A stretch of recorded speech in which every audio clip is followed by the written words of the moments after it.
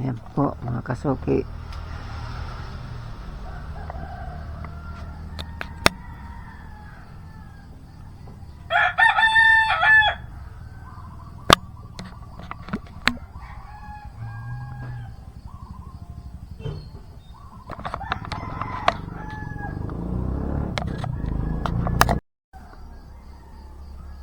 Ayan po, magandang umaga po sa inyo, Team Hamog.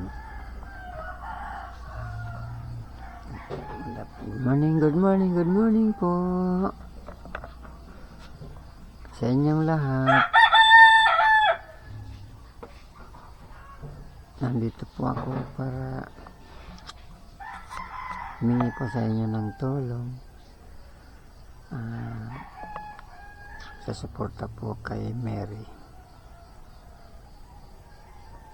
lalo na sa pamumuhay ni Kuya Danny at Ampi, na humingi po ako ng tulong po sa inyo na sana matulungan po si Mary siya kahit sa pag-aaral lang po niya, kasi hirap din po talaga kami sa buhay kahit sa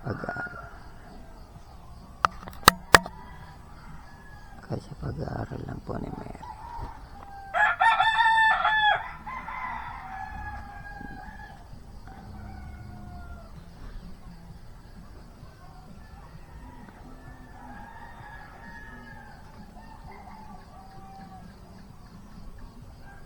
Nakasilaw.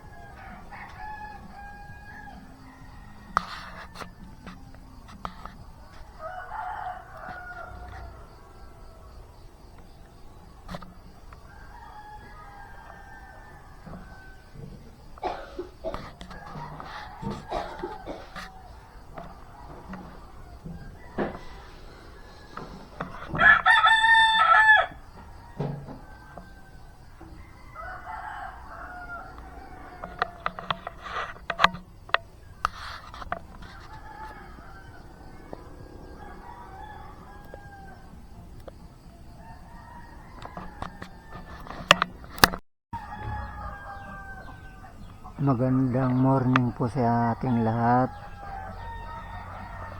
Ako po si Tatay ni Mary. Ako po ay nakikiusap sa inyo, Team Hamog, na sana tulungan niyo naman po si Mary kahit sa pag-aaral lang po niya, kasi hirap na hirap din po talaga kami magpaaral sa kanya. Kahit yung mga ano lang po, yung mga galain niya lang sa mga bawat exam, kahit sa libro, baon niya, pamasahe araw-araw. Yun lang naman po ang hinihingi ko sa inyo, tulong sa kay Mary, kasi napakasipag naman po niya mag-aral. Kahit si Mary na lang po, kahit yung ibang mga gastusin din dito sa bahay sa amin, tapos kay Bunso, basta si Mary lang po talaga ang hinihingi ko na tulong sa inyo, na sana masuportahan po ninyo si Mary sa pag-aaral niya. Yan lang naman ang pinapakiusap ko, mga Team Hamog, lalo na sa pamumuno ni Kuya Danny at Ampi. Hello po sa inyo. Yan lang naman po ang pinapakiusap ko, na sana matulungan talaga siya sa pag-aaral lang naman po, kasi kapos kami sa budget din po.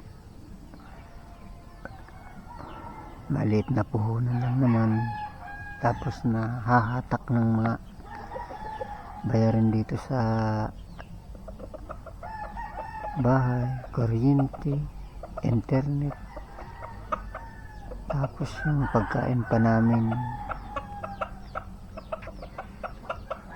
na talaga, na kumbaga nahatak yung ano namin, yung budget namin pag kinailangan ni Mary sa school. Kaya minsan nawawala po yung ano namin, nahihinto yung pagluluto minsan. Siyempre araw-araw pamasahin niya, tapos pagkain pa, kulang na kulang pa po talaga ang ano namin, yung pagsuporta sa anak namin. Pero kahit papano na nakakapag ano din, pamasahin niya, baon ng araw niya pa naman 200 araw-araw. Tipid na po yun, kasi minsan pag walang wala, inahatid ko po ng e-bike para makatipid. Ganyan po ang ginagawa ko.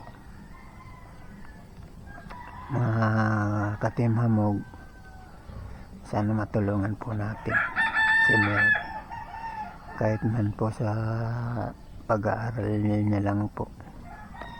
Kahit si Bunso po hindi na, basta si Mary lang po ang pinapakiusap ko na matulungan po ninyo, masuportahan po kahit sa ano lang po, pag-aaral. Yun lang naman po ang pinapakiusap ko sa inyo, Team Hamog. Ayun lang, na sana masuportahan po ninyo si Mary sa pangangailangan niya sa school. Libro, ganyan, yun lang naman po, libro, tapos yung tuition niya, sa bawat per sim niya ang binabayaran niya. Basta sa ngayon ang second sim niya, ano, ang babayaran namin nasa 25,000. 4 na exam din yata, parang 4 na exam din yan matapos yung first sim. Yung first sim niya tapos na. Ngayon nasa second sim na siya, ang babayaran niya 25,000, di pa kasama doon yung ano, yung libro. Kaya ayan, yan lang naman po ang pinapakiusap ko sa inyo, Team Hamog, pamumuno ni Kuya Dani, Ate Ampi, Kuya Benji, Kuya Romel,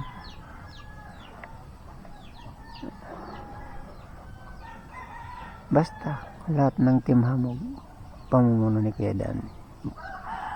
Alam niyo na yun kung sino po. Yan lang naman.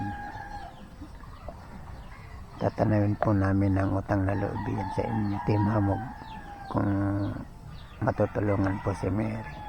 Yan lang naman po ang hinihingi ko sa inyo, na sana masuportahan po si Mary sa pag-aaral niya. Sana makatapos man lang po si Mary, kasi ano po talaga, na ano po talaga kami, medyo nakakapos talaga. Kaya hindi ako nahiya na magsalita. Hindi nga ako nagpapakita kasi sobra po kung nahiya po talaga ako na magsabi ng ganyan, pero linakasan ko loob ko na magsalita. Yan lang naman po ang pinapakiusap ko sa inyo. Paggising ko po, yun ang naisip ko. Yun lang naman po ang pinapakiusap ko sa inyo, Team Hamog, na sana matulungan lang si Mary sa pag-aaral.